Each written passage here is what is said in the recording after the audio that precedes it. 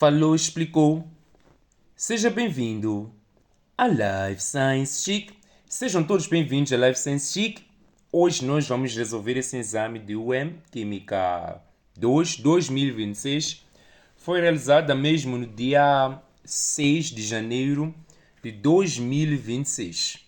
Muito bem, eu acredito que se você está a ver essa resolução é porque quer ver mesmo se conseguiu se dar bem ou não. Mas futuras gerações acredito que vão querer ver essa resolução para poder aprender. Contudo, para quem quer saber de tudo que acontece aqui no canal Life Sense Chic, deve se subscrever nesse exato momento, deixar seu like, ok? Para poder fazer parte desse canal e saber de tudo o que acontece. E tem que saber, as turmas online que vão aprender química passo a passo e vão dominar a química passo a passo neste ano de 2026 para derrubar os exames no ano de 2027. Bom, essas turmas vão iniciar nos fins de fevereiro. Então fica ligado, ok? Fica ligado ao canal Life Sense Chic para não perder a chance de fazer parte dessa turma. Vamos ao que interessa.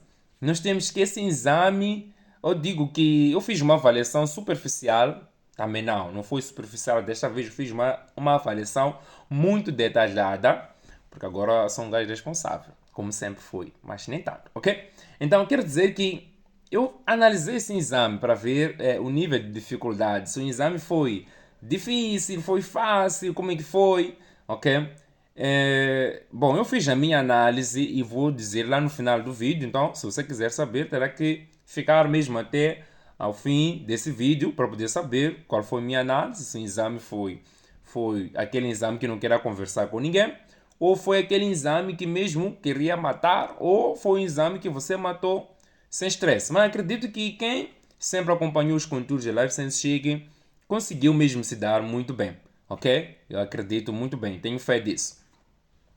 E, bom, vamos ao que interessa. Eu estava aqui a apreciar, vocês sabem muito bem, o exame tem 90 minutos, significa que o exame foi integral. Foi realizado um exame de Química e Biologia em simultâneo. Te deram 90 minutos para Química, 90 minutos para Biologia, somando os dois, nós temos aí 180 minutos que equivale a 3 horas do tempo. 3 horas do tempo sentado a resolver os exames. Bom, parece muito tempo para quem está do lado de fora e com fome, mas quem está dentro do ringue de verdade percebe que isso aí parece que são 30 minutos ou 3 minutos. Ok, tudo bem. Vamos ao que interessa, deixar de dar muitas voltas. Para quem ainda não se encontra subscrito, subscreva-se nesse exato momento. Eu já disse que vão acontecer muitas coisas nesse canal neste ano 2026. Haverá muita biologia em jogo, então seria muito bom que você fizesse parte deste canal. Muito bem. Então nós temos aqui a questão número 41. O exame começou com aquela ordem que eu sempre venho dizendo. Aquela ordem que nós já percebemos desde 2021. É cinética, equilíbrio químico, 1 nesse caso, mano calcular KC, ok? Depois equilíbrio químico 2, aquilo que entra a matar pH, grau de ionização, essas coisas todas. Depois entra a eletroquímica e eles terminaram aí com o quê? Terminaram aí com a química orgânica. Então nós temos cinética, equilíbrio químico 1, equilíbrio químico 2, depois nós temos eletroquímica e por fim terminamos com a química orgânica. Então são essas 5 unidades que foram avaliadas. Mas acredite, para você dominar essas 5 unidades, precisa ver as 5 unidades anteriores de química. Eu estou a falar daqueles que querem dominar a química, querem entender tudo. Também não se esqueçam que ainda vem um exame da UPI. É importante que todos vejam essa correção, porque o exame de Química 1 vai ser realizado amanhã. Seria muito bom se você visse essa correção até o fim mesmo. E não pense que há de ver depois, porque depois esse vídeo não estará disponível, não estará fora do ar. Então é importante que você veja esse vídeo agora, ok? Antes que ele esteja fora do ar, ok? Então, vamos já ao que interessa. Desculpe ter levado muito tempo na introdução. Eu vejo que passaram aproximadamente 4 minutos e qualquer barulho. Ok, nós temos aqui na questão número 41. As reações químicas ocorrem com a formação de novas substâncias sob condições apropriadas. Qual dos seguintes fatores não afeta a velocidade de uma reação química? Atenção, se você anda a ler estressado aqui, vai ler quais dos seguintes fatores afetam a velocidade. Há de ler a opção A, vai dizer sim. Querem o fator que não afeta, ok? A velocidade das reações químicas. Então nós temos aqui na opção A, temperatura do sistema. Sabemos muito bem que a temperatura é um fator crucial, afeta a velocidade. O aumento da temperatura aumenta a energia cinética E, bom, aumenta a velocidade da reação química. A diminuição diminui a velocidade. Então, esse fator, vamos esquecer. Esse fator aqui altera a velocidade das reações químicas. B, concentração. Nem digo. Quanto maior for a concentração, maior a velocidade. Menor a concentração, menor velocidade. Então, esse fator também faz alguma coisa na velocidade. Cores das substâncias. As cores não. As cores não alteram, ok? As cores não alteram. Os mais coloridos são mais reativos. Não funciona assim. As coisas não funcionam desta forma. Estaremos a ser racistas, ok? Estaremos a ser racistas. Então nós temos que a nossa opção certa aqui é a opção C. A ver, está a começar com Cristo. C de Cristo, ok? C de Cristo. Vamos lá aqui no número 42. Significa que 42, de 1 até 40 é biologia, ok? 41 a 80 é química. Então, nós temos aqui na questão número 42. A velocidade de uma reação química é determinada pela energia da ativação, ok? Como um catalisador afeta a energia da ativação de uma reação química? Acredite, quem acompanhou as aulas de cinética neste canal, é claro, quem esteve mesmo conectado neste canal, eu falava muito essas coisas. Na presença de um catalisador, a energia de ativação é diminuída. Isso eu cantava muito, sabe? Ok, então nós sabemos que na presença de um catalisador, a energia de ativação é o que? É diminuída. Nesse caso, baixa a energia de ativação. Estamos juntos? Os catalisadores baixam a energia de ativação. Nesse caso, os catalisadores diminuem a energia de ativação na presença de um catalisador. A energia de ativação é diminuída, porque os catalisadores são substâncias que servem para aumentar a velocidade das reações químicas sem serem consumidos. São agitadores. São que nem fofoqueiros mesmo. Temos aqui na questão número 43. No laboratório foram efetuadas diversas experiências para a reação. Nós temos essa reação aqui. Fizeram muitas experiências, como nós conseguimos ver aqui. Olhem só. Nós temos aqui na questão com os resultados das velocidades iniciais obtidos, montou-se a seguinte tabela. Então, nós temos aqui as concentrações de hidrogênio nessa parte aqui. Temos aqui as concentrações de monóxido de nitrogênio na segunda parte. E na terceira parte temos as velocidades. Bom, eles querem o quê? Baseando-se na tabela anterior, podemos afirmar que a lei da velocidade para esta reação é... Bom, é determinar a expressão da lei da velocidade a partir da tabela. Isso também tem lá nas aulas de cinética. Quer dizer, as aulas foram programadas para você matar o exame. Então, eu te aconselho mesmo, uma vez que as aulas já se encontram organizadas no nosso site, você deve fazer parte da nossa turma online. Caso não consiga, mas aqueles que querem mesmo aprender química, tudo, querem dominar a química, devem se juntar à Life Science Chic. Aí sim, vão ficar muito bons. Ok, vamos lá, o que vai acontecer aqui? Bom, para você poder ter essa expressão da lei da velocidade, o que você vai fazer? Primeiro vai calcular o expoente de hidrogênio e o expoente do que? De monóxido de nitrogênio. Queremos o expoente dessa aqui e o expoente dessa aqui. Então, eu vou fazer de uma forma muito fácil, que jamais fiz. Isso significa que se eu quero o expoente do hidrogênio, significa que tem que parar onde o monóxido parou de se processar. Tem que ver aqui, nesse experimento. Dá para ver que ele parou aqui e aqui. Na experiência 1 e 2, eu posso usar a experiência 1 e 2 para calcular o coeficiente ou expoente do hidrogênio. Então, como ele parou aqui e aqui, vou usar as minhas concentrações que são 0,10 e 0,20. As velocidades também são essas, 0,10 e 0,20. Isso mostra que não houve variação, quer dizer, os valores são os mesmos. Isso quer dizer que o coeficiente de hidrogênio vai dar o quê? Vai dar 1. Então, vamos lá ver aqui, porque você vai ter 0,10 sobre 0,20. Ok? Dividido por 0, elevado a x. Ok, deixa-me escrever isso. Mas ok, acredito que você percebeu. Ou não, né? Tá, vou falar o seguinte. Você terá 0,10 sobre 0,20. Isso vai elevar a x, que será o nosso expoente de hidrogênio. Vai igualar isso a 0,10 sobre 0,20. Olha só, os valores são os mesmos. Então, numa equação exponencial que já traz as bases iguais, automaticamente os expoentes, nesse caso, é só copiar o expoente daqui que é 1. Então, o x é 1. Percebido, né? O mesmo vamos fazer para o monóxido de nitrogênio. Vamos procurar as experiências onde o hidrogênio parou de se processar. Observe muito bem. Na experiência onde teve 0,10, aqui e aqui, ele parou de se processar. Teve os mesmos valores. Então, aqui você vai usar as suas concentrações nesses dois sítios. Então, vai usar aqui o 0,10 sobre 0,20. Ok? 0,10, essa aqui e essa aqui. Então, vamos lá. 0,10 sobre 0,20 igual a 0,10 sobre 0,40. Bom, dá para perceber que duplicou, não é assim?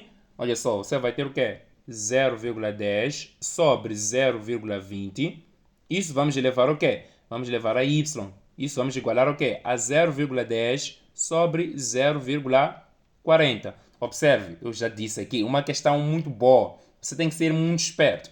Estamos a falar que você tem 1 sobre 2 elevado ao quê? A y igual ao quê? Igual a 1 sobre 4. Vai decompor esse 4 aqui, que é 2 elevado a 2. Vai ter aqui 1 sobre 2 elevado a y igual a 1 sobre 2. Então podemos colocar aqui 1 não se importa, nem liga para isso. Então vamos ter aqui que y vai ser igual a quê? Vai ser igual a 2. Então, sua lei da velocidade, nesse caso, vai ser dada por velocidade é igual.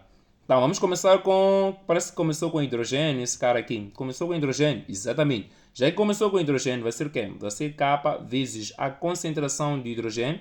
Vimos que o hidrogênio deu 1, vezes a concentração do monóxido. E o monóxido deu o quê? Deu 2. Então a lei da velocidade vai ser dada com essa expressão aqui. E isso nós encontramos em que opção? Vamos lá ver aqui. É 1, aqui deu 2. Não vamos esquecer, aqui deu 2. Então é 1, 2. Embora que não foi bem escrito, isso nos leva mesmo para a opção A, ok? Temos aqui na opção A. E você poderia ter visto isso. Era só ver aqui 0,10, 0,20, 0,10, 0,40. Então, parece que duplicou. Então, você vai dizer que isso aqui é 2. Era isso que eu queria fazer logo no início. Mas depois pensei que as futuras gerações iam precisar disso. Então, acabei calculando. Ok, tudo bem. Vamos lá ver aqui no número 44. Num sistema em equilíbrio, as taxas diretas e inversas relacionam-se, ok? Estão a afirmar, ok? Relacionam-se. Depois diz que uma reação reversível alcançou equilíbrio químico somente quando, isso ainda no primeiro vídeo de equilíbrio químico eu disse logo o que dita que uma reação atingiu equilíbrio químico. Quando ocorre uma reação no sentido inverso, não precisa ser assim só, ok? Então, a velocidade da reação direta é igual à velocidade da reação inversa. É isso, sim. Velocidade direta e inversa devem ser o quê? Iguais. Temos aqui que a nossa opção certa deve ser a opção B, ok? Já estou a gostar desse exame. Está a trazer aí um pouco de teoria. Até agora não transpiramos nada. Ei, nossa. Isso deve ser muito interessante mesmo. Vamos lá ver aqui no número 45. Suponha uma reação genérica A mais B, ok? A mais B, formando aí AB, que inicia com 0,2 moles de A e 2 que inicia com 2 moles de A e com 2 moles de B. Se após é atingido o equilíbrio químico, a quantidade de A existente no sistema for de 0,5 moles, a constante de equilíbrio será. Então nós queremos calcular a constante de equilíbrio. Ok, vamos lá o que interessa. Dizem aqui que nós temos que o A reage aqui com B para formar AB. Ok? Forma aqui o nosso AB. Ótimo. Ok, então isso aqui nós temos que calcular a constante de equilíbrio, mas não nos deram as concentrações de equilíbrio. Isso parece que só nos deram uma concentração no equilíbrio. Então significa que isso aqui é nível 2, de acordo com o que nós já aprendemos. Então vamos lá ver aqui. É só fazer uma tabelinha da verdade. Brincadeira, tabela de valores aqui. Tabela da verdade, ela era matemática lá. Serão 3 situações. Início, variação e final. Então, no início, adicionaram aqui 2 moles de A e 2 moles de B. Você deve estar a perguntar, mas professor, está a usar moles por quê? Nem me disseram um volume aqui, então considerei que o volume é 1 litro. Então, vai dar 2 moles por 1 litro, vai dar 2 moles por litro. Então, já imaginei como se isso fosse concentração. Estamos juntos? Ou deixe mesmo como moles, ok? Então, nós temos aqui que a reação está assim mesmo, ok? No início, a B é 0. Depois disseram aqui, se após atingir o equilíbrio químico, a quantidade de A existente no sistema for de 0,5, A no sistema existente foi de 0,5. No equilíbrio, ok? Porque concentração final significa que é concentração do quê? Do equilíbrio. Essa aqui contribui em menos X, essa aqui contribui em menos X, e aqui forma-se o quê? O mais X. Então, só calcular o X, ok? Primeiro, vamos ter o quê? Que a variação da concentração é igual à concentração final menos concentração inicial. Então, a sua variação é menos X. Vou colocar aqui menos X é igual à final, que é 0,5 menos inicial, que é o quê? Que é 2. Então, vamos ter aqui que menos x é igual 0,5 menos 2 vai dar menos 1,5. Então, leva esse sinal menos, dá isso aqui porque merece. Então, x vai ser igual a 1,5. Então, se o valor de x é 1,5, esse 1,5 é o valor que você há de pôr no lugar de x. Há de pôr aqui, há de pôr aqui, há de pôr aqui para poder calcular as concentrações, o quê? As concentrações finais. Então, se eu ponho 1,5 aqui, vai ser 2 menos 1,5 vai dar 0,5 para esse t. 0 mais 1,5 vai dar 1,5 para essa de t. Então, calculo kc. O meu kc, nesse caso, não vamos esquecer que é a concentração dos produtos, que é AB, sobre concentração dos reagentes A, nesse caso, vezes o reagente B. Então, é só substituir. AB deu 1,5 sobre 0,5 vezes 0,5.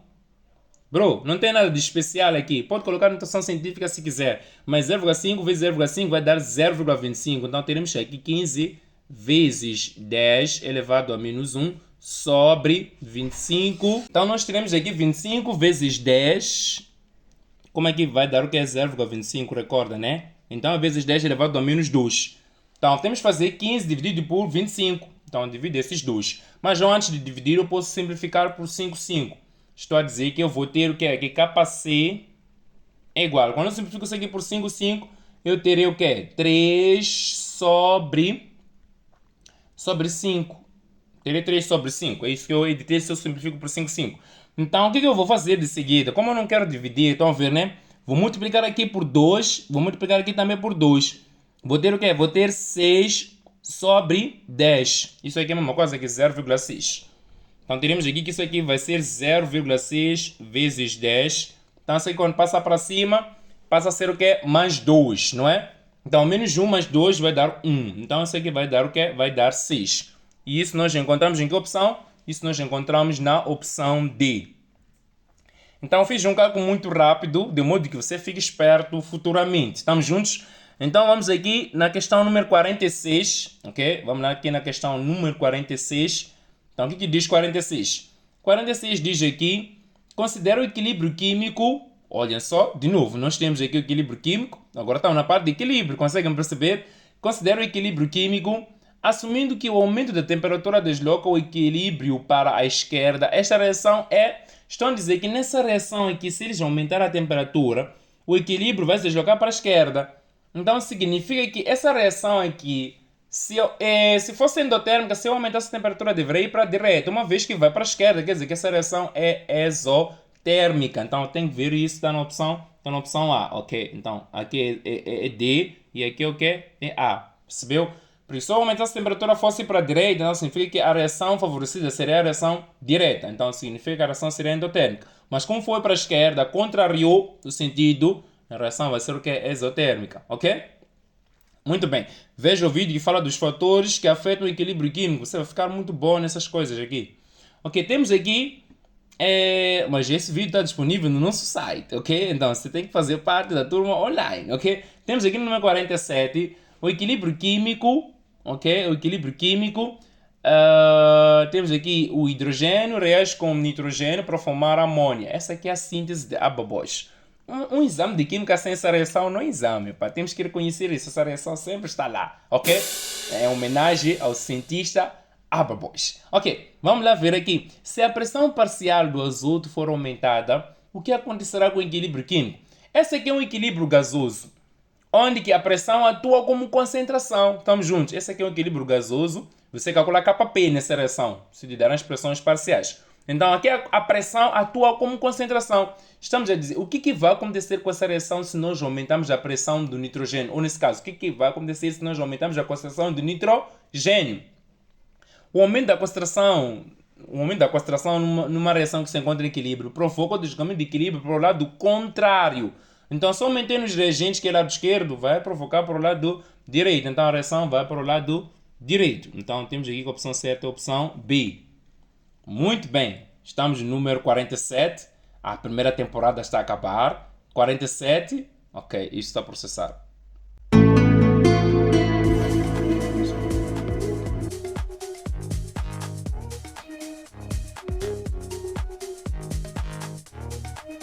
Estamos no número 48, certo?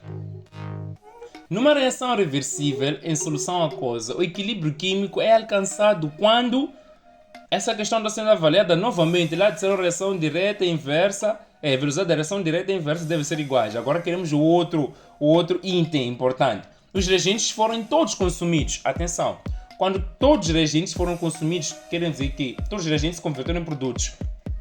Então os produtos não vão ser capazes de se converter em reagentes. Se todos os reagentes foram consumidos, não restou nada. Então essa reação deve ser uma reação irreversível. É que nem a combustão. Consumo tudo, lá não existe mais nada. Não faz sentido. A opção A não faz sentido. Vamos na opção B. A solução muda de cor. A mudança de cor não vai ditar que um sistema atinge o equilíbrio, ok? Isso não vai ditar, ok? É uma barbaridade. Não vai funcionar. Vamos lá C. As substâncias têm a mesma concentração. Se tivesse a mesma concentração, então o KC ia dar 1. Não precisa ser assim, ok? Acabamos de calcular um exercício agora que KC deu 6, ok? Não vai fazer sentido. D. As concentrações das substâncias são constantes. Exatamente. Depois nós temos atingido o equilíbrio, as concentrações vão ser constantes, porque são aquelas concentrações finais que nós vamos usar para fazer o quê? Para podermos calcular o KC. Isso deve ser o quê? Devem ser constantes, ok? Então nossa opção certa aqui deve ser essa opção D, ok? Vamos lá, aqui é o número 49. Na interpretação da constante de ionização de ácidos fracos, a constante, quer dizer, a constante de acidez de um ácido fraco indica... Ok, o que indica a constante de acidez? Já falei coisas demais. Solubilidade do ácido? Não. A massa molar do ácido? Não. O pH exato da solução qualquer em concentração? Não. A cor? Não tem nada a ver com o calor libertado da ionização. Tem a ver com a força relativa do ácido. O Ka vai indicar o quão forte ou o quão fraco é o nosso ácido. Quanto maior for o Ka, significa que o ácido ele é forte. Quanto menor for o Ka, o ácido deve ser o quê? Deve ser um fracote. Então é a tendência de doar o quê? Os íons H+. Isso nós encontramos na opção E. Então, por favor, nesse exato momento, peço para você dizer de onde você está a acompanhar essa resolução. Deixa aí no chat em direto de onde você está a acompanhar essa resolução, ok? Gostaria de saber até onde esse vídeo está chegando. Estamos juntos? Vamos aqui no número 50. Durante a identificação de soluções ácidas concentradas, qual das seguintes soluções teria um pH menor que 7 a 25 graus Celsius? Vamos lá pensar juntos. Aqui já estão a avaliar a química inorgânica indiretamente. O caráter das substâncias. Sabe, as substâncias têm caráter. Acredito que você também tem caráter. Comenta aí seu caráter. É bom, é mau, é ruim, o que é? Quer dizer, o seu caráter perante a química, ok? Porque se eu querer saber perante a sociedade, eu posso descobrir coisas aí. Então, vamos lá no número 50. Então, primeira substância. É uma substância neutra. Isso quer dizer que o seu pH geralmente é 7. Então, ok. Queremos uma substância que tenha um pH menor que 7. Já sei que é 0,1 é um sal neutro. Então, ok. Estamos a dizer que o seu pH vai ser igual a 7. E geralmente se espera que seja igual a 7. Ok? Aqui, você vê a substância. Temos 0,1 do ácido perclórico.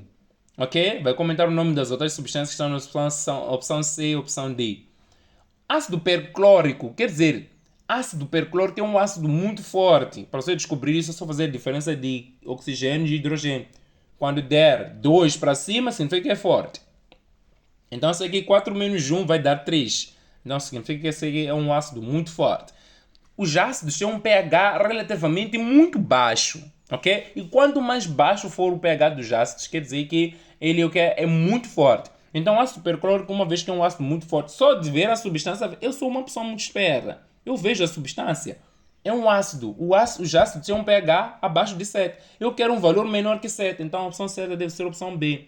Sem calcular o pH de nenhuma substância, só vendo o caráter das substâncias, já é suficiente. Estamos juntos? Já é suficiente. Eu sei que os outros vão calcular pH. Não precisa fazer isso, só conhecer o caráter da substância. Essa aqui é hidróxido de sódio, tem um pH maior que 7, porque é uma substância básica. Essa aqui é amônia, é uma substância básica, é a base de bróxido de louro. Tem um pH maior que 7 também. Dizendo nenhuma delas também não faz sentido, ok? Vamos aqui ao número 51, tá vendo? Porque é importante estudar. É daí que você fica esperto, não precisa calcular tudo. Vamos lá no número 51. O cianeto de sódio é um poderoso agente complexante usado em laboratórios químicos e na indústria de extração de ouro. Quando uma indústria lança o cianeto de sódio sólido nas águas de um rio, ocorre o seguinte equilíbrio químico. Quer dizer, os íons cianídicos vão reagir com a água do rio, ok? Formando aí o ácido cianídrico. O ácido cianídrico é um ácido, para além de, é um ácido venenoso, ok? Esse ácido, quando inalado, por exemplo, ou quando inalado, pode danificar a vista. Esse ácido é o ácido usado para a produção daquele de gás lacrimogêneo, ok? Quer dizer, é um ácido muito tóxico. Ok, mas deixa para lá, isso não interessa muito aqui nessa questão. Esse equilíbrio químico é decorrente de uma reação, é só você ver, pegaram íons cianídicos e reagiram com água. Essa é uma reação de hidrólise, ok? Houve quebra de moléculas de água, observe, a molécula de água se quebrou. Ok, o que aconteceu aqui na verdade? O íon cianídro recebeu um hidrogênio, ok? Então significa que essa aqui, se recebeu um hidrogênio, é base de bróxido de louro. As bases recebem, os ácidos cedem. Então a água comportou-se como um ácido. Ele cedeu um hidrogênio para o íon cianídro, transformando o íon cianídro em ácido cianídrico. E uma vez que cedeu o hidrogênio, ele tem um caráter ácido. Ácidos cedem e bases recebem. Se você não consegue fixar isso, é assim.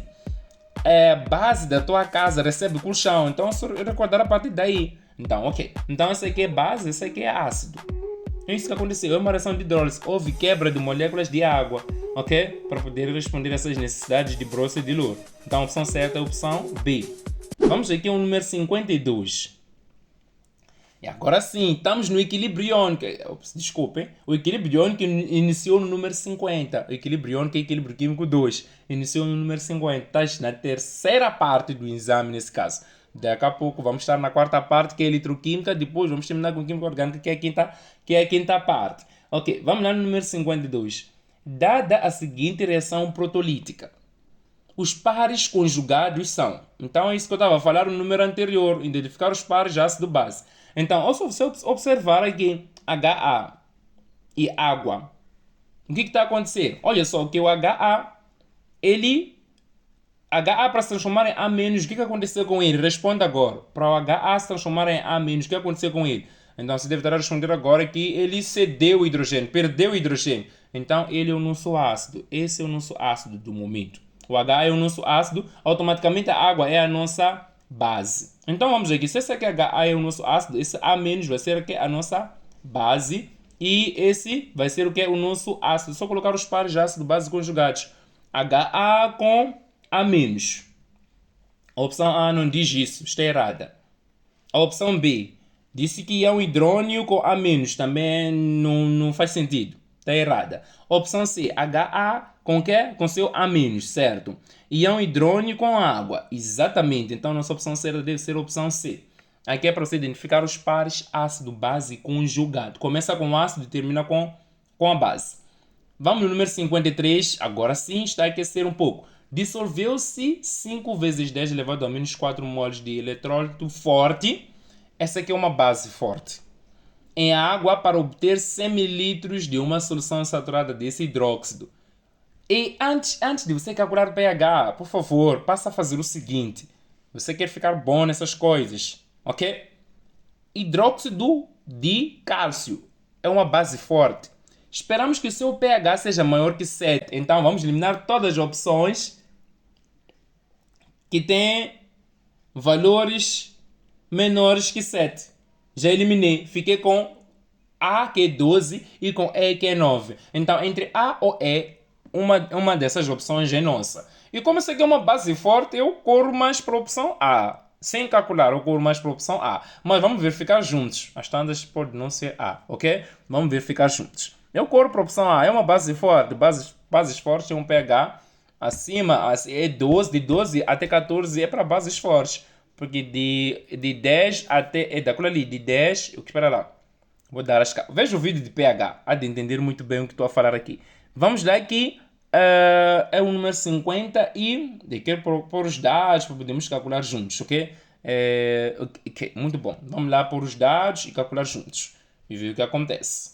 Então, nós temos aqui que o nosso hidróxido de cálcio, a nossa base forte nesse caso, ele quando se dissocia produz aqui íons cálcio mais os íons hidroxila. Só que tem dois, então vamos lá acertar. Bem, né? Não acertar isso. Muito bem, eles nos deram a concentração de hidróxido de cálcio. Isso quer do que a concentração do hidróxido de cálcio é de 5 vezes 10 elevado a menos 4. Essa aqui é de 5 vezes 10 elevado a menos 4.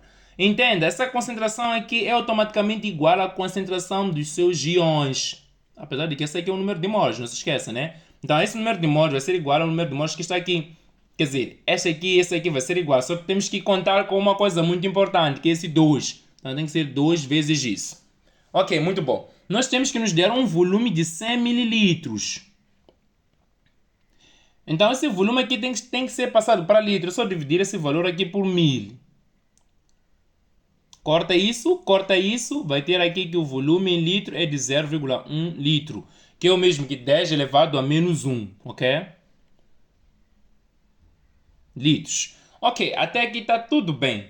Ok, então, significa que eu vou levar esse número de mols, vou dividir por esse volume para saber qual é a concentração de íons hidroxilas. Já que a concentração de íons hidroxilas é igual à concentração dos íons cálcio. Mas estou a contar com 2, não é assim? Exato. Então vai ser igual a quê? A número de mols sobre o quê? O volume. O número de mols aqui é de 10. 5 vezes 2 vai dar 10. Vezes 10 elevado a menos 4 sobre 10 elevado a menos 1. Isso vai nos dar o quê? Passa o menos 1 para cima, ele vai passar a ser 3, não é? Vai passar a ser menos 1. Vai ser menos 4, mais 1 vai dar menos 3. Vamos ter aqui como resposta 10 vezes 10 elevado a menos 3. Deu uma casa decimal aqui, notifica o expoente. Ok? Então teremos aqui a concentração de íons hidroxilas, na verdade é de 1 vezes 10 elevado a quê? Deu uma casa decimal, não duas, uma casa, elevado a menos 2. Então essa aqui é a nossa concentração molar. Então calcula o pOH. O pOH nesse caso vai ser igual a menos logaritmo da concentração de 2 vezes os íons hidroxilas. Quer dizer, esse 2 tem que estar dentro, pá. Eu também. Estou meio empolgado demais. Vai ser 2 vezes a concentração de íons hidroxilas. Já sabemos disso, já fizemos isso, não é assim? Tivemos esse valor aqui. Então não preciso pôr 2 de novo, desculpa. Não preciso pôr 2 de novo. É só levar essa concentração que já calculei, porque já fiz aqui. Então, mas ok, deixa-me colocar assim mesmo, para você não se atrapalhar. Então teremos aqui que isso aqui é menos logaritmo de 10 elevado a menos 2. Isso aqui vai dar o quê? Vai dar 2. Então, pOH deu 2. Eles querem um pH. Então, pH, não se esqueça que vai ser igual a 14 menos 2. Que isso aqui vai nos dar o quê? Vai nos dar 12. Conforme eu desconfiei que a nossa opção certa tinha que ser opção A. Ok? A nossa opção certa tinha que ser opção A. Bom, isso aqui mentalmente você fazia, só ter descoberto aqui, dividir aqui, mentalmente tudo era possível, ok? Mentalmente tudo era possível. Considera a equação. Temos essa equação, 2 e menos, 2 íons iodetos, 2 mols de íons iodetos, mais 1 mol de gás cloro, forma aí o gás iodo, mais 2 mols de íon clorídrico.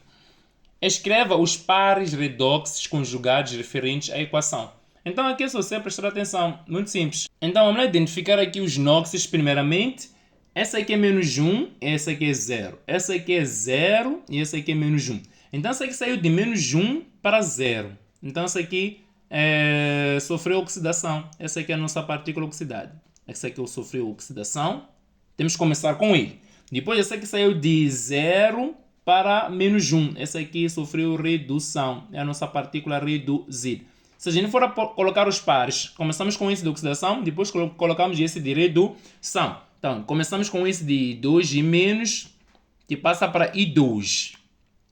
E o outro, esse começa do quê? De Cl2, que passa para o quê? Para 2Cl-. Prestem muita atenção. Eles podem colocar isso de uma forma contrária. Eles podem começar a colocar aqui I2, depois barra 2 e menos. Isso não altera o produto o produto não altera o produto dos fatores, mesmo que você inverta a ordem, isso tem que vir assim.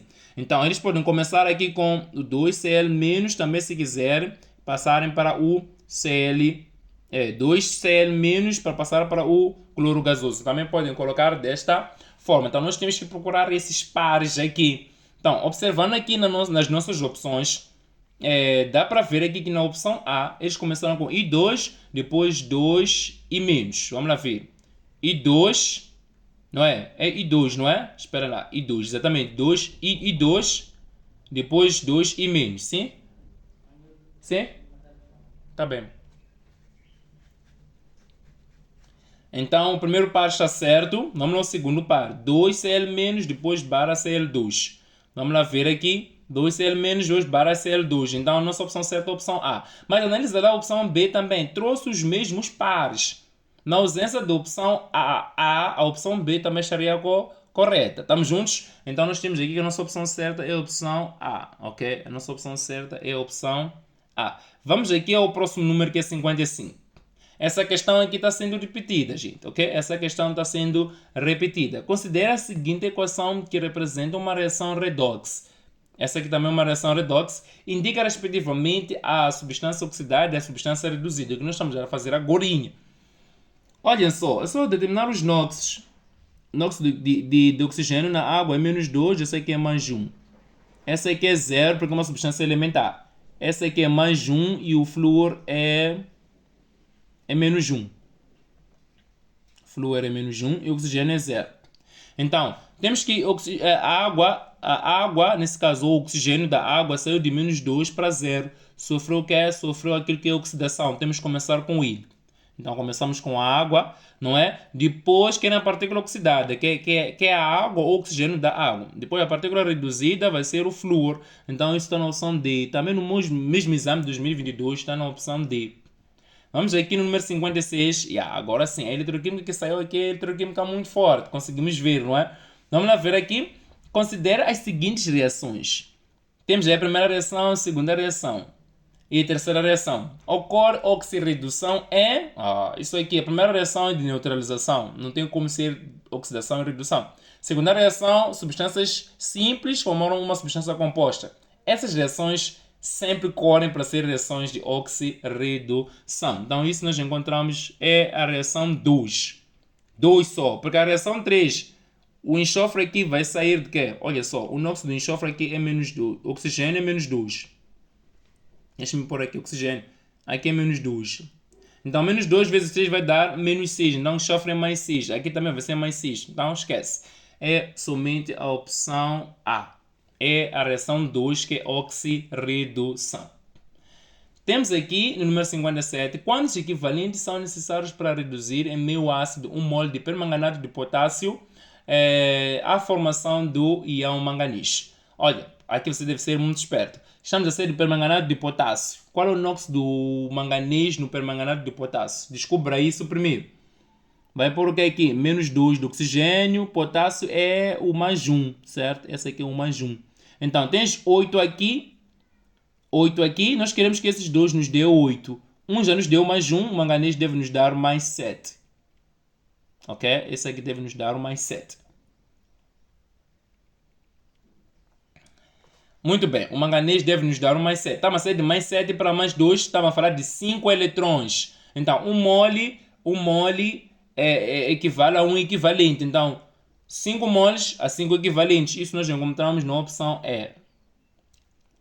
Um elemento galvânico é composto por zinco metálico numa solução de nitrato de zinco a 0,1 molar e chumbo metálico numa solução de nitrato de chumbo 2 a 0,02 molares.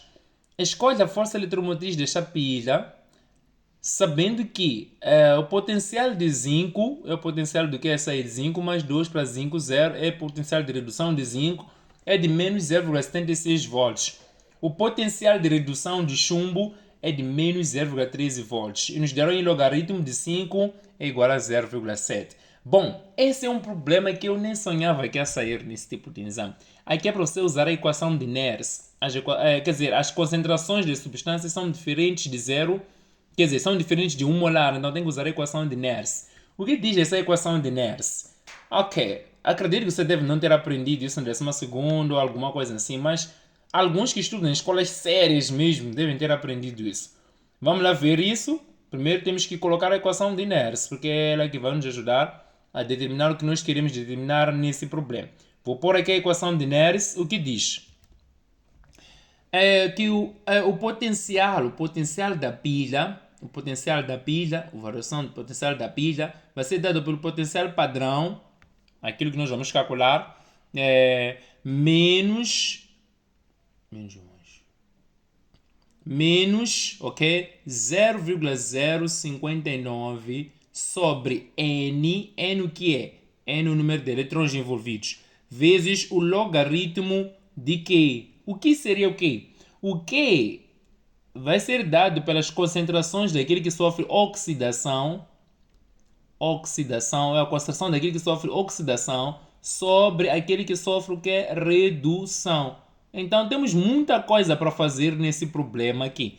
Porque precisamos saber qual é a concentração daquele que sofre oxidação. Precisamos identificar quem é o ânodo e quem é o cátodo. Porque oxidação é no ânodo e redução é no cátodo. Eu preciso descobrir naqueles potenciais que me deram qual é o potencial que representa ânodo, qual é o potencial que representa o cátodo. Vamos voltar ao nosso problema. Então, tenho aqui no meu problema, no nosso problema, olhem aqui que o potencial de zinco, o potencial do zinco é de menos 0,76. Esse aqui é o potencial de redução de zinco. E o potencial de redução de chumbo é de menos 0,13. Então, nesses dois valores é que as duas equações representam redução. Isso aqui é redução, isso aqui também é redução. Aquele que tiver maior potencial de redução é o nosso cátodo. Nesses dois valores, entre menos 0,76 e menos 0,13, qual é o valor que é maior? Então, se você disse que é menos 0,76, você deve ter problemas sérios com matemática. Quanto maior for o número negativo, menor ele é. Então, significa que aquele que é o nosso maior potencial de redução aqui é o menos 0,13. Então, o nosso potencial de... Quer dizer, o nosso cátodo é o elétrodo do quê? É o elétrodo de chumbo. Esse aqui é o nosso cátodo. Então, se você quer calcular... o que nesse caso? O que nós queremos calcular juntos? Se você quer calcular o que, vai ser oxidação. Essa aqui nós sabemos que esse aqui é o nosso ânodo. Esse aqui é o nosso cátodo, não esqueça. Eu disse que vai ser ânodo, que é oxidação sobre redução. Então, quais são as concentrações? O zinco é 0,1, então vai ser 0,1 sobre... sobre o que? Sobre 0,02. Então, calcular isso, 0,02, para saber quando é que o nosso Q vai nos dar. Ok, então... Pelo menos essa parte você percebeu. Então, o que já calculamos. Vamos calcular dessa forma. O nosso Q vai ser dado por... Então, copiando aquilo que estamos a fazer juntos agora, é 0,1 sobre 0,02. Ok? 0,02. Isso é o mesmo que 1 vezes 10 elevado a menos 1 sobre 2 vezes 10 elevado a menos 2. Então, o nosso Q nesse caso será igual a 0,5. 1 a dividir por 2, 0,5 vezes 10. Passa o menos 2 para cima, vai passar a ser mais. Então, menos 1 mais 2 vai dar 1. Então, isso aqui automaticamente vai nos dar 5. Então, o nosso Q deu 5, certo? É por isso que nos deram um logaritmo de 5. Já estamos a acordar um pouco. Agora falta saber sobre esse valor do potencial padrão da nossa pilha. Não temos o potencial padrão da nossa pilha. Desculpa, aqui é variação, aqui é o potencial. Aqui não é variação, aqui é força eletromotriz da pilha. Pode colocar pilha aqui. Então isso aqui é potencial padrão. Então como é que nós vamos fazer isso? Vamos lá calcular. Nós sabemos muito bem que o potencial, a variação do potencial padrão da pilha ou força eletromotriz é dado pelo redutor maior menos o potencial do redutor menor. Então vamos lá fazer isso. Potencial padrão da pilha vai ser igual. Redutor maior nós dissemos que ia ser o que é menos 0,13. Não se esqueça. Então vai ser menos 0,13 menos. Então acaba sendo mais 0,76. Então faça esse cálculo aqui. Então nós temos que o potencial padrão da nossa pilha é subtração. Isso é o que você deve fazer, porque os sinais são diferentes. Então vamos ter o que aqui? O potencial padrão da nossa pilha, nesse caso, vai ser igual a 0,76. Então vamos ter 3 atrás. Então, exatamente, porque 3 vem aqui. 3, 1. Então é 3. Depois 6, ok? 0,63. Esse aqui é o nosso potencial padrão da nossa pilha sem aquela concentração. Ok, tudo bem. Temos aqui o nosso potencial padrão. Então já temos todos os dados reunidos. Temos o Q, Ok? Desculpa aqui, já estou a apagar. Temos o nosso Q e temos aqui o potencial padrão. Bom, podemos pôr. E o N, eu já vos disse que o N é 2, porque são dois eletrões envolvidos. Olha só, como é que eu descobri que são dois eletrões envolvidos? Aqui é 2 para 0. Aqui também é 2 para 0. Então são dois eletrões envolvidos. Então nosso N é 2. Ok, então é só calcular isso. Então nós temos aqui que o potencial da pilha... Deixa eu escrever bem aqui. O potencial da pilha vai ser dado por potencial padrão. Potencial padrão calculamos juntos agora. É 0,63 menos 0,059 sobre 2 vezes logaritmo do que? De 5. Você aprendeu muito bem que primeiro deve-se fazer multiplicação. Primeiro tem que dividir isso. Ok, então para você dividir isso tem que trabalhar um pouco com notação científica. Então vou escrever isso. Potencial da pilha vai ser dada por 0,63 menos, isso aqui é 59 vezes 10 elevado a 1, 2, 3, a menos 3 sobre 2. Logaritmo de 5 é 0,7. Não precisamos transpirar tanto assim. Então multiplica 59 vezes isso, depois divide por 2. Ou primeiro divida se quiseres, tanto faz, ok? Então vamos lá fazer o quê? 59 vezes 7, quanto que isso aqui vai nos dar? Mas eu prefiro dividir antes. 59 por 2. 50 por 2 vai nos dar 25. 9 por 2 vai nos dar 4,5. Então 25 mais 4,5 vai nos dar 29,5. Então tens aqui o potencial da pilha vai ser igual a 0,63 menos, isso aqui deu 29,5, não é? É 29,5 vezes 10 elevado a menos 3 vezes 0,7. 0,7. Então, opa, é só multiplicar, depois já acabou, subtrair, tudo isso e mais. Então, quando eu multiplico esses dois aqui, que é 295 praticamente, vezes 7. Vamos ter aqui 35, vai 3. Vamos ter aqui que vai dar 63 mais 3, 69. Depois vai o quê? Vai 6. 14 mais 6 vai dar 20. Ok, então temos uma casa decimal, ficam duas casas decimais, 1, 2. Coloca aqui. Temos aqui 0,63 menos 20,95 vezes 10 elevado a menos 3. Ok, então para subtrair esses dois números nós precisamos colocar esse número na forma decimal também. Então é só dar 3 casas decimais, 1, 2, 3. Então teremos aqui que o potencial da pilha vai ser igual a 0,63 menos 0,020,95. Então, subtrai esses dois valores que você terá o que? Terá a sua resposta. Então, vamos subtrair esses dois valores. Deixa-me ganhar um pouco de espaço. Acho que vou fazer daqui.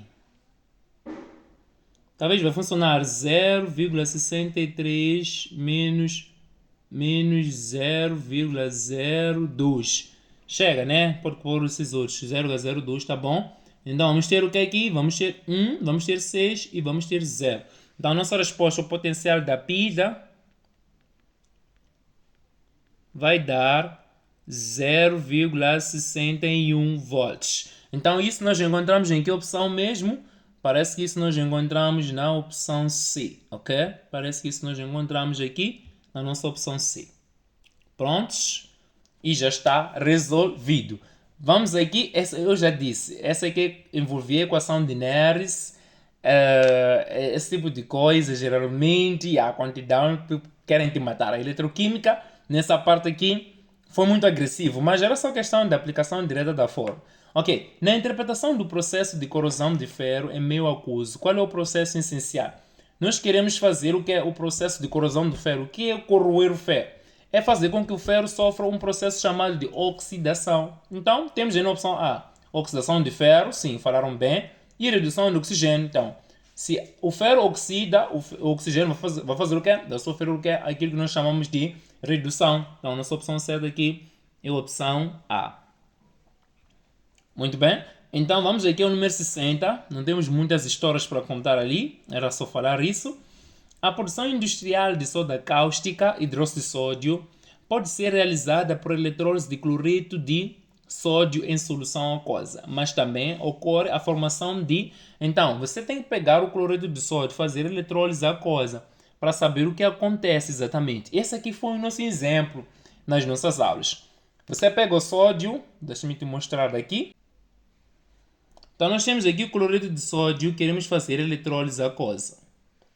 Eletrólise aquosa significa que temos que levar o cloreto de sódio, metemos na água, não é assim? Quando a gente leva o cloreto de sódio, mete na água, o que vai acontecer? A gente mete isso aqui na água, haverá separação dos íons. Teremos aqui o íon sódio aquoso, ok? Mais aqui o íon cloreto no estado aquoso. Como essa aqui é uma eletrólise aquosa, temos que fazer o quê? Temos que fazer a auto-ionização da água. A água também entra aqui na nossa reação. Fazendo aqui a auto-ionização da água, vamos produzir aqui o íon hidrogênio, mais os íons hidroxilas. Certo? Tem que acertar. Aqui tem dois... tá tudo bem. Então, depois aqui, vamos representar a reação catódica e anódica. No cátodo. Cátodo é polo... Era suposto ser polo positivo, nas estrelas galvânicas aqui é o polo negativo. Vai atrair os íons positivos. Então, nesses dois, o menos eletropositivo é o hidrogênio. Então, o hidrogênio vai ser descarregado no cátodo. Vamos ter aqui íon hidrogênio. No cátodo acontece a redução, mas... vou pôr aqui os eletrões, mas vamos passar a formar o que aqui? Vamos passar a formar o H2. Então, são necessários quantos eletrões? De 1 para 0 é um eletrão. Mas como aqui são 2, então precisaremos de 2 eletrões. 2 eletrões. Temos que acertar. Prontos. Ok, agora falta a reação anódica. No ánodo, o que vai acontecer? Ánodo é o nosso polo positivo. Vai atrair os eletrões negativos. O menos eletronegativo. Entre hidroxila e cloreto, o menos eletronegativo é esse cara. Então vai atrair esse gajo aqui, cloro menos. No ánodo acontece oxidação. Oxidação é a perda de eletrões. Esse aqui vai formar o que? O cloro gasoso. Como um cloro... É um cloro para 2 cloros. De um cloro para um cloro é um eletrão. De um cloro para 2 são 2 eletrões. Vamos por aqui 2 eletrões. Acertar. Prontos. Então é isso que está acontecendo aqui. O que vai acontecer? Eu não vou continuar até colocar aqui a reação global, mas dá para perceber que no ánodo produz-se o gás cloro. Ok? No ánodo produz-se o gás cloro e isso nós encontramos em uma das opções. Acredito que isso nós encontramos em uma das opções. Encontramos em que opção isso? Observa aqui. Dizem que o cloro gasoso no cátodo, não. O cloro gasoso no ánodo. Isso nós encontramos na opção C. Eu disse, eletroquímica agora está a começar a pipocar de verdade. Isso aqui já é eletrólise. Ok, vamos aqui no número 61. Esse exame até tirou a eletrólise.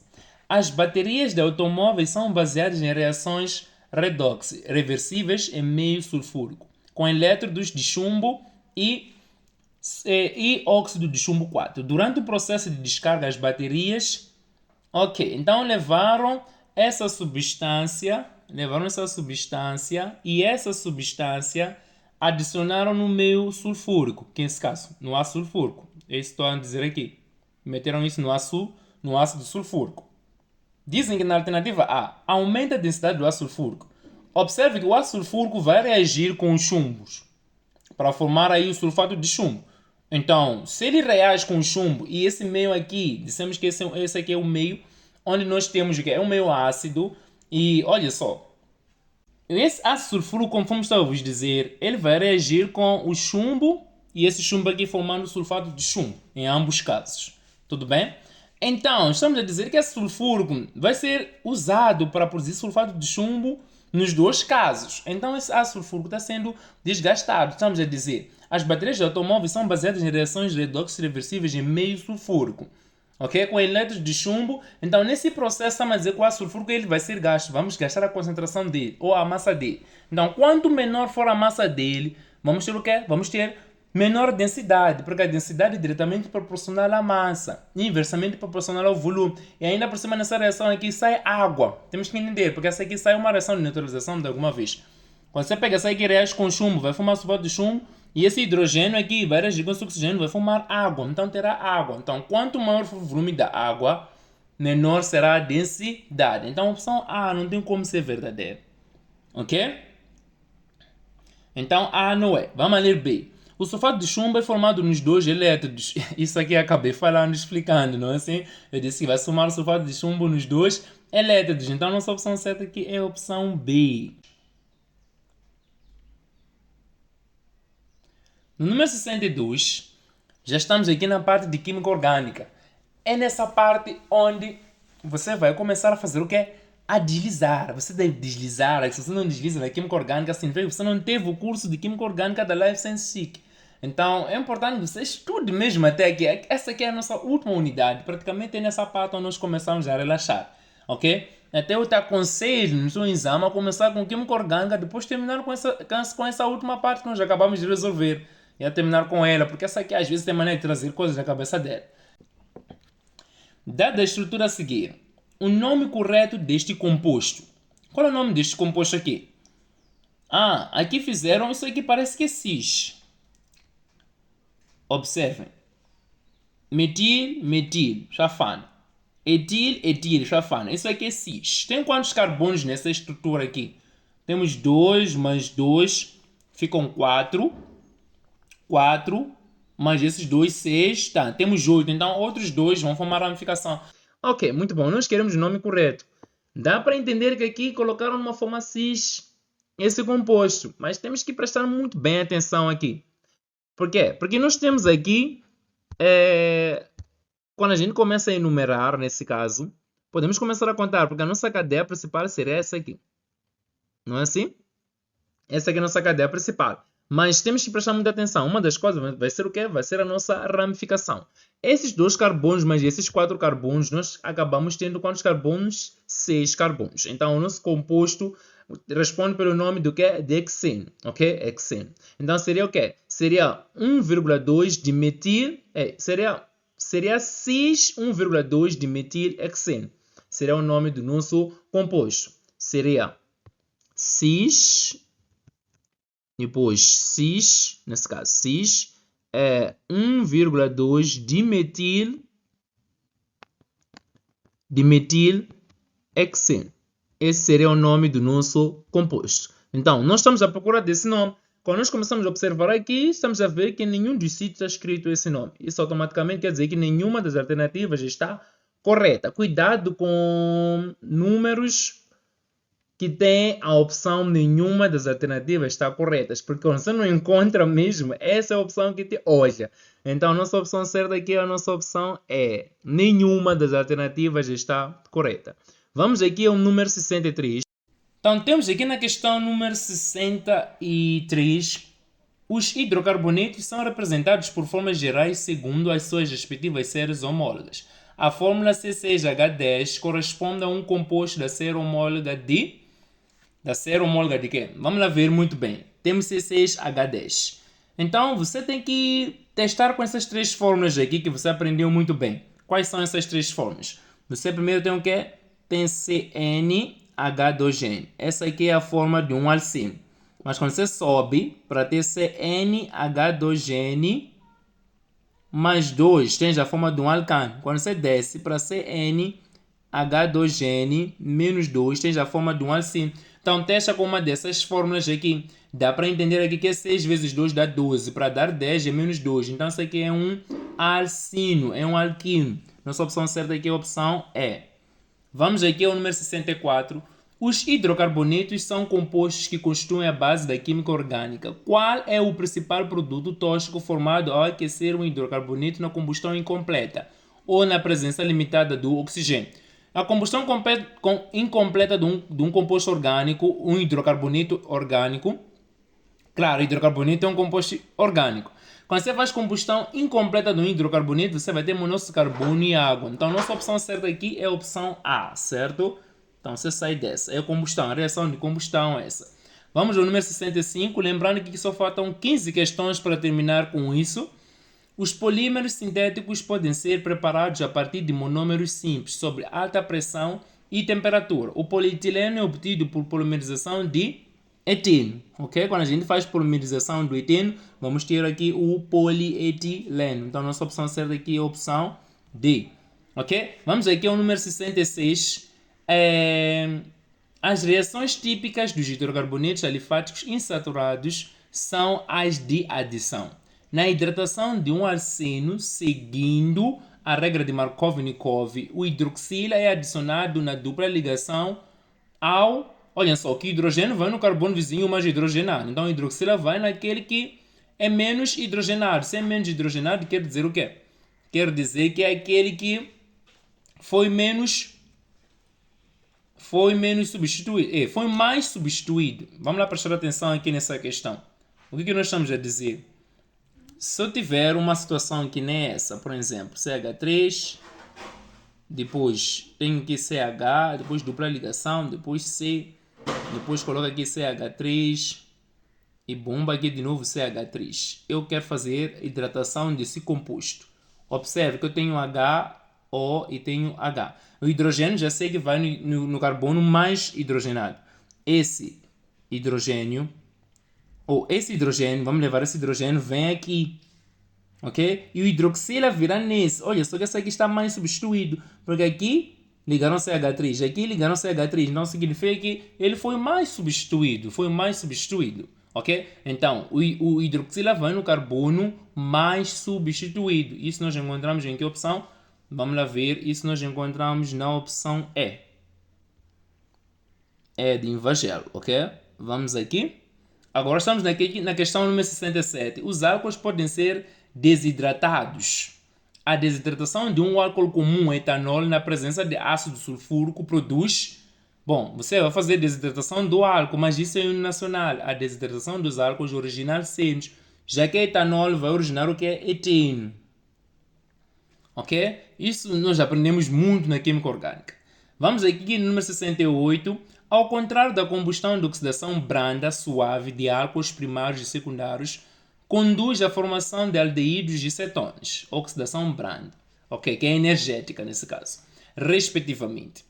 Qual dos reagentes é tipicamente usado para converter álcool primário em um aldeído? Para converter um álcool primário em um aldeído, nós precisamos fazer uma reação de oxidação. Nós precisamos oxidar o álcool, ok? Nós precisamos oxidar o álcool para ele poder produzir isso. E essa oxidação nós temos que fazer na presença de oxigênio. Estamos vendo na opção A? Não vai dar certo porque o hidrogênio é um redutor. Isso nós temos aí lítio, alumínio, hidrogênio, também não faz sentido, nem C, nem D, nem E. Então, nenhuma dessas opções aqui está correta. Essa questão também é uma questão muito viral, ok? É uma questão muito viral. Então, nós temos que fazer essa oxidação com oxigênio, ok? Temos que fazer com oxigênio para podermos obter o nosso aldeído. Então, automaticamente, se a questão fosse oxidação branda, aí sim vamos ficar com permanganato de potássio ou dicromato de potássio. Então, se fosse oxidação branda, aí sim ia ser D. Mas como não é oxidação branda, quer dizer, queremos converter o álcool em aldeído primário, quer dizer, não vai dar certo. Nenhum desses reagentes vai ser típico. Então, dessa forma, vamos ficar com que opção aqui? Porque o examinador ele quer uma opção, né? Ele quer uma opção. Bom, usando um pouco de, ciência. Eu creio que a pergunta é a primeira, né? Embora que a pergunta é a segunda. Eu ficaria com D. Mas estamos a dizer aqui, de acordo com essa pergunta que foi dada aqui, nenhuma das opções está correta. Então vamos aqui ao número 69. Não vou inventar nada. Mas eu marcaria D no meu dia de exame, ok? Não porque D esteja certa. Porque D coaduna com o que disseram no início. Só isso, só. Vamos aqui ao número 69. Durante uma aula prática, fez-se a reação entre metanol e ácido metanoico. Álcool e ácido carboxílico, essa é uma reação de esterificação, tendo-se formado um líquido com aroma frutado. O produto orgânico referido é, vamos lá fazer essa reação de metanol e ácido metanoico, ok? Então vamos fazer aqui. Metanol está aqui. Ok, deixa-me escrever aqui. O metanol, SH3OH, mais ácido metanoico, SH3, depois COOH, ok? Para sair ácido metanoico. Então, essa aqui é uma reação de esterificação. Nessa reação aqui vamos tirar água, menos água. Então, vamos tirar aqui o hidroxila do álcool e esse hidrogênio aqui. Então, vamos tirar aqui como produto. Vamos escrever aqui primeiramente a parte do ácido, que é CH3, depois COO, depois liga aqui esse radical do álcool, que é CH3. Ok? Isso aqui tirou água. Então, nós temos aqui um éster que saiu. Como é que se chama esse éster? Para você nomear éster, usa a cadeia longa. Essa parte vai ser etanoato de metila. Então, forma-se o etanoato de metila. Isso nós encontramos em que opção? Etanoato de metila está na opção etanoato de metilo, opção C. Metila ou metilo chafana, pá. Isso fica na opção C. Ok, muito bem, estamos para terminar esse exame. Por favor, diga seu nome aí no chat em direto para sabermos com quem estamos a ter o prazer de estar aqui nessa correção, de estar aqui a estudar ou a fazer correção do exame que foi realizado, ok? Diga aí seu nome aí. E se você se sente que já admitiu mesmo, comenta aí também, já estou dentro. Só falta mesmo primeiro, segundo, terceiro e quarto ano. Vamos aqui na questão número 70. O ácido fórmico é um nome trivial do ácido encontrado em formigas. Por isso que fórmico rima com formigas. O nome sistemático do ácido fórmico é ácido metanoico. O nome sistemático é o nome UPAC. Ácido metanoico é ácido fórmico. Isso nós encontramos na opção D. Isso é D, ok? D de Deus. Vamos aqui, número 71. 71. A saponificação de uma reação usada para fabricar sabões é a reação entre um éster e uma base forte. O que origina um éster e uma base forte? Vamos lá fazer com aquele éster que nós produzimos. Só pegar esse éster e reagir com uma base forte. Atenção, que já passei disso. Ok? Então, estou a reagir com uma base forte. Pode ser hidróxido de sódio. Geralmente é hidróxido de sódio que eles usam lá. Pode ser hidróxido de potássio também, não tem problema. Qual é a ideia? Aqui a ideia é que vai acontecer o rompimento. O sódio devia entrar aqui, vai ser conectado, vai ser chamado com oxigênio e o hidroxila vai se juntar com CH3. Vamos ter como produto CH3COO. Depois vamos ter aqui Na mais CH3 que vai se juntar com hidroxila. Metrai que também tem traio. Ok? Então teremos aqui o etanoato de sódio e o metanol. Então temos aqui um sal orgânico e um álcool. Sai um sal orgânico e um álcool. Ok? Então isso nós encontramos em que opção? Isso nós encontramos um sal orgânico, tem que ser um sal orgânico, mas colocaram aqui sal de ácido e álcool. Isso nós encontramos na opção B. Isso é B. Muito bem. Vamos aqui ao número 72. 72. 72. A reação de coloração do tolueno ilustrada abaixo, usando o cloreto de ferro 3 como catalisador, é uma reação de, olha só, nós temos aqui o cloro reagiu com o tolueno, que é o metilbenzeno. O cloro entrou, saiu o hidrogênio. Isso é uma substituição que nós fizemos, é uma substituição aromática. Vamos aqui ao número 73. Quais são as funções orgânicas existentes no composto?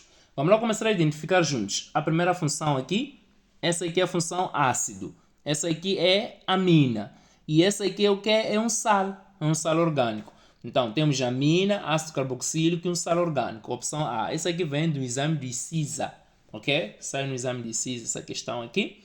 Ok, estamos a ir. Vamos aqui ao número 74. Estamos a acabar com isso.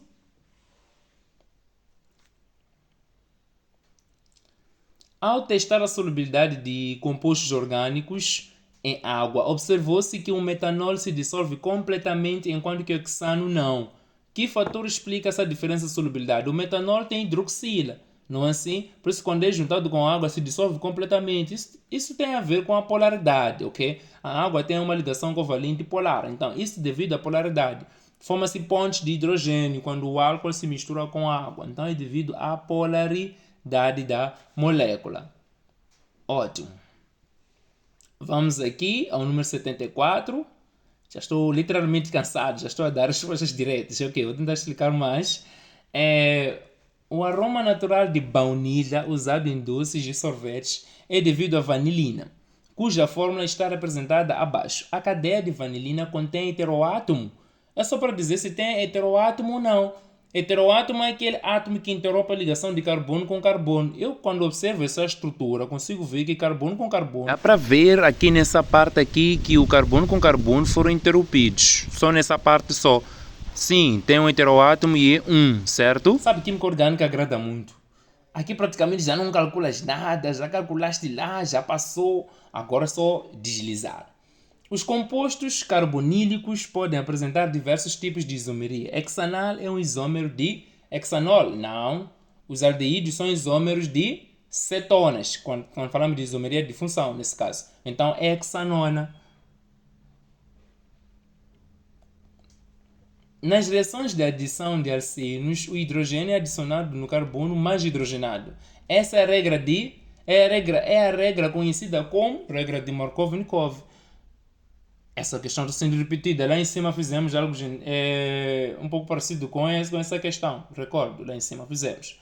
Estamos aqui no número 78.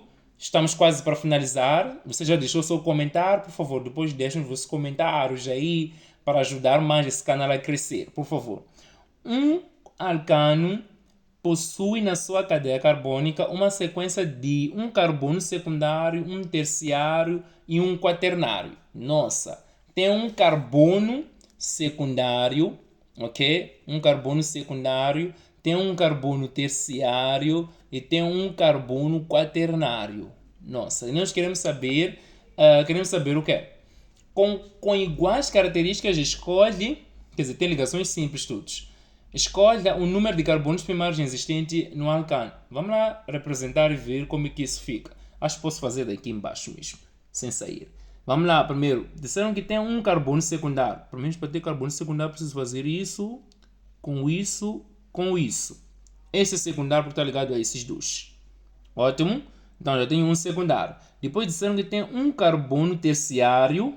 Não, esse secundário, não, vou fazer esse aqui ser terciário. Vou ligar um carbono aqui e um carbono aqui. Já está.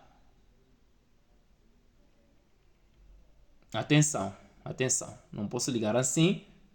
Estarei a me matar, ok? Ligarei assim. Eu quero um carbono terciário. Vou colocar um carbono aqui e um carbono aqui. Então esse aqui já é terciário. Ótimo. E tem um carbono quaternário. Então vou transformar esse último ser quaternário. Vou ligar aqui ligar um aqui e ligar um aqui. E tenho quaternário. E olha só, vou completar a tetravalência. Aqui faltam quantos? Faltam 3. Aqui faltam 2. Aqui falta 1. Aqui não falta nada. Aqui faltam 3. Aqui faltam 3 também. Aqui 3 também. Aqui 3 também. A questão quer saber quantos carbonos primários você tem. Temos 1, 2, 3, 4, 5. Primário é aquele carbono que está ligado a um carbono. Então são esses que estão nos extremos. Esses. São 5. Então nossa opção certa é a opção C. 79. Os álcools e as aminas são consideradas derivadas de água.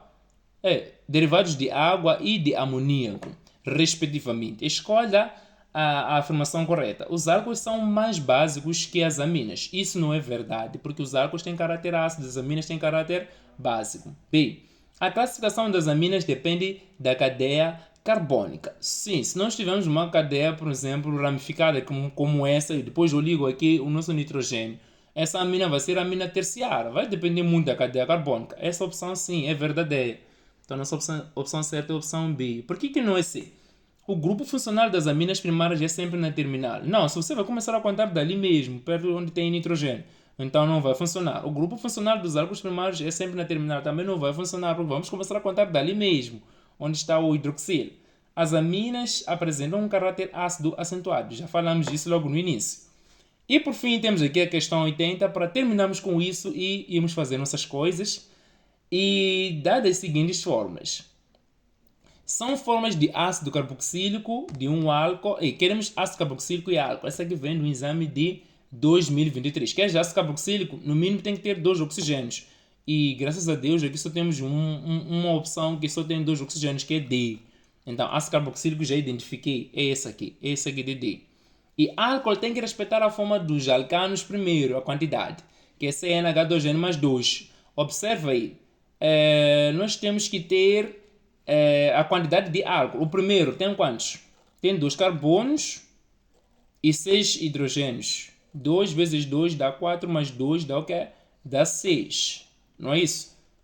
Sim, sim, sim, sim, sim, sim. Esse aqui, sim, é um álcool. Esse aqui é um álcool. Estamos a ver, né? Esse composto é um álcool, sim, porque 2 vezes 2 vai dar 4 mais 2 dá 6. Esse aqui pode sair um álcool, sim. Na linha A também pode sair um álcool. Vamos ver da linha B. Essa aqui dissemos que é ácido. Essa aqui já está. Essa aqui já respondemos. Essa aqui é ácido. Essa aqui é álcool. O segundo nos lembra 2 vezes 3 2 vezes 3 vai dar 6. Ah, isso aí pode ser aldeído ou cetona, não vai dar certo. O terceiro, da linha C, CH4, nos lembra alcano sim, anexão de oxigênio também pode ser álcool isso aqui. Ah, temos duas formas que representam álcool. Então, nossa opção pode ser AD ou CD. Então, vamos lá ver aqui. CD está na opção A. Não temos já D. Também temos já D. Só que agora temos que usar já por questões do quê? Ah, mas temos que colocar na sequência. São formas de ácido carboxílico. Temos que começar com o ácido carboxílico. O ácido carboxílico é D. Então, nossa opção tem que começar com D, depois terminar com A. Então, nesse caso, olha só. O C é álcool. Mas não colocaram respectivamente, dá para ver aí. Ok, queremos ácido carboxílico. Estou a ver que deveriam ter começado com D, mas nenhuma das opções começou com D. Está a começar o colapso de novo. Ok, então, pode ser CD, porque C é álcool e o D também é ácido carboxílico. Essa opção A está certa. Não há de que, está certa. A opção B, não. A é álcool, B não é. Essa aqui não. Mas a opção C, olha só, o B é álcool. Sim, essa aqui é álcool. Discutimos, né? Não, o B não é álcool, é aldeído cetona. Está errada. Então, o D disseram que é A é álcool. Já confirmamos que A é álcool. E o C álcool também não vai funcionar. E o E, temos A é álcool e o D é ácido carboxílico. Poderá ser ACD ou AD. Então, qual é a nossa opção correta? A primeira opção correta que nós tivemos aqui é a opção A. Então, desta forma, temos que ficar com a opção A. As duas são corretas, ok? Então, bom, essa foi a resolução do exame do UEM Química 2 2026, que foi realizado mesmo no dia 6 de janeiro de 2026. E desta forma, demos aqui o fim da resolução. Eu espero que você tenha tido sucesso. Eu espero que você que está se a preparar também consiga ficar esperto para o seu exame. Nesse caso, dia 7 de janeiro de 2026. Estamos a falar dos futuros concorrentes. E para os que vão concorrer nos próximos anos também.